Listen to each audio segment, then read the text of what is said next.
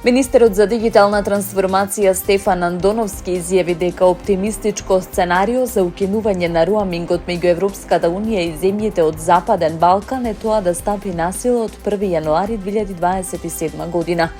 Одговарајќи на новинарски прашања на настан посветен на конкурентноста, иновациите и дигиталната трансформација во земјите од Западен Балкан, Андоновски нагласи дека процесот зависи од Европската унија, а не од домашните институции. Едно оптимистичко сценарио е дека до крајот на годината би ја имале оваа можност за нашите граѓани. Тоа сепак зависи од Европската унија, изјави министерот. Посочи дека иницијативата има за цел намалување на трошоците за роаминг за граѓаните од Западен Балкан при патувања во Европската унија, како и за европските граѓани кои престојуваат во регионот. Министерот истакна дека државата веќе ја донела потребната регулатива за усогласување со 4 директиви и регулативи на Европската унија. Последните измени на Законот за електронски комуникации, како што рече, се испратени до Европската комисија на мислење. Потоа треба да бидат усвоени и во собранието.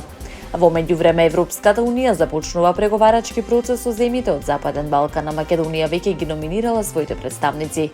Според Андоновски, следната недела на состанокот во Тиват меѓу представниците на Европската унија и Западен Балкан се очекува да бидат прецизирани роковите и следните чекори во процесот.